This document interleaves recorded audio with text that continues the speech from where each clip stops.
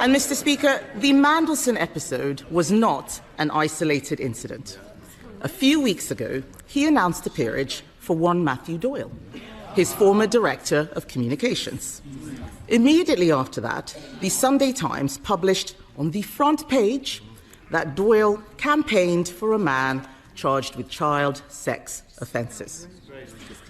Yet, despite the Prime Minister knowing this, he gave Doyle a job for life in the House of Lords anyway. Why? Prime Minister. Mr. Speaker, Matthew Doyle did not give a full account of his actions. And on Monday, I promised my party and my country there would be change. And yesterday, I removed the whip from Matthew Doyle. I'll tell you what other action we've taken, Mr. Speaker. Along with the Safeguarding Minister, I and this government have introduced the most far-reaching violence against women and girls strategy. And I'll tell you what else we've done. This government has introduced a pay rise for millions of working-class women. What did the Leader of the Opposition do? She opposed it. This government's introducing greater protection for women at work. What did the Leader of the Opposition do? She opposed it. And I'll tell you what else she opposes. This government removing the disgusting rape clause that they put in place. Mr. Speaker, the Prime Minister pretends not to know about Matthew Doyle. It was on the front page of the Sunday Times. He cannot explain why he gave this man a peerage, and I think they should be wondering why they're still cheering for him after that. And the Prime Minister, sometimes likes to claim, as he just did, that he cares about violence against women. The truth is, he only cares about the victims when he's trying to save his own skin. They can shake their heads. We saw it with grooming gangs. We saw it with Mandelson. And now we see it with Doyle. Isn't that what a former prosecutor would call an established pattern of behaviour? Mr. Speaker, I'm going to take no lectures from the Tories in standards in public life. She defended Partygate for months and months and months. And even now she says it was overblown. The Shadow Foreign Secretary broke the ministerial code by bullying. Boris Johnson kept her. The Leader of the Opposition promoted her. She sits on her front bench.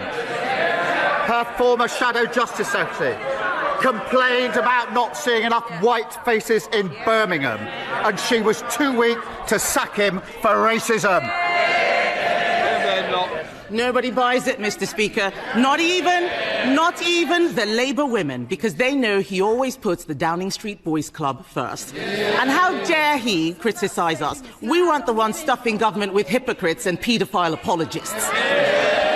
He can't build a team, Mr. Speaker. He has no plan. He can't even run his own office, let alone the country. He is now dealing with a new scandal of appointing someone who campaigned for a man convicted of having indecent pictures of girls as young as 10. Isn't the Prime Minister ashamed that that will be his legacy?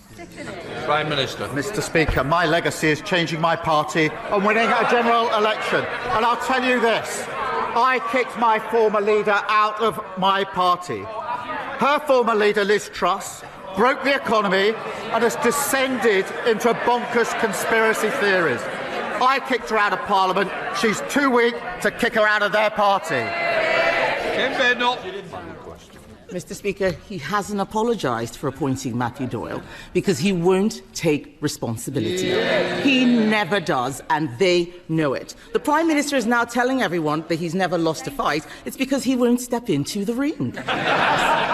He's never lost a fight. He's walked away from welfare reform. He won't stand up to the unions. He won't stand up to China. He can't even stand up to Mauritius.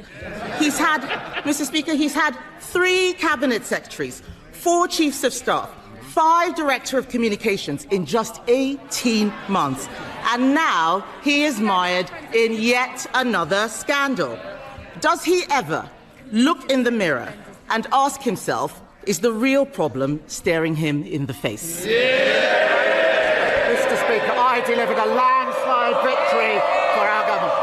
Only 4 people have ever led the Labour Party to victory in a general election. I'm one of them.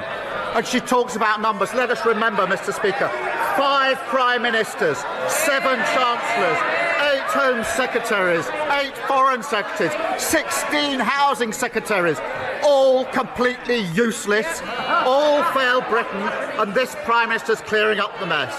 She comes here every week desperately fighting to save her dying party.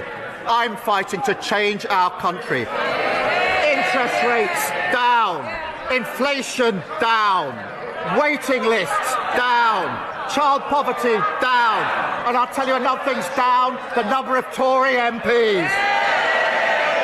If you like this video, then like, share and subscribe to Mirror Now.